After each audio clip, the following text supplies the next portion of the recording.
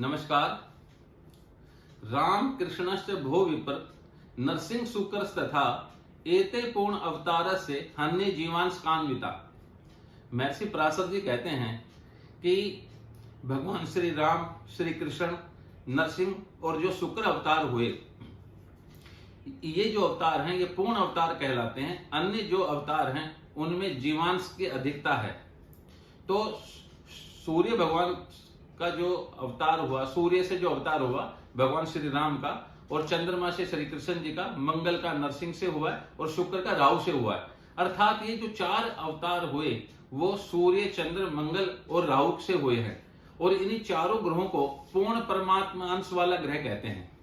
तो जिनकी जन्म पत्रियों में भी ये चारों ग्रहों में से अगर दो या दो से अधिक ग्रह बलवान हैं तो ऐसे मान लीजिए कि जातक अपने जीवन में बहुत ही उन्नति करेगा।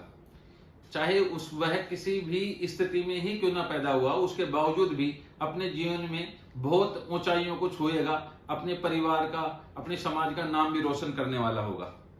तो हमारे यहाँ पर जो भी हम काम करते हैं उसके दो ही पैरामीटर हैं, या तो मैं नौकरी करूंगा या मैं अपना व्यवसाय करूंगा। तो ये बड़ा यक्ष प्रश्न है कि मुझे नौकरी करनी चाहिए या मुझे अपना काम करना चाहिए। तो इस संदर्भ में पूर्ण परमात्मा अंश वाले जो ग्रह हैं वह हमें बड़ी शानदार तरीके से एक टेक्निक बताते हैं। यदि सूर्य, चंद्र, मंगल या राहु, ये जो चार ग्रह हैं, इनमें से कम 3 ग्रह यदि लगन से चतुर्थ भाव तक स्थित हों, या चतुर्थ से सप्तम भाव तक स्थित हों, या सप्तम से दसम भाव तक, या दसम से लगन तक, अर्थात हम 4 भावों के अगर वो बनाएं तो हमारे यहाँ पर ये 4 कॉर्नर बन जाते हैं। लगन से चतुर्थ पहला भाग बना, चतुर्थ से सप्तम दूसरा, सप्तम से दसम तीसरा और दसम से लगन तक चौथा।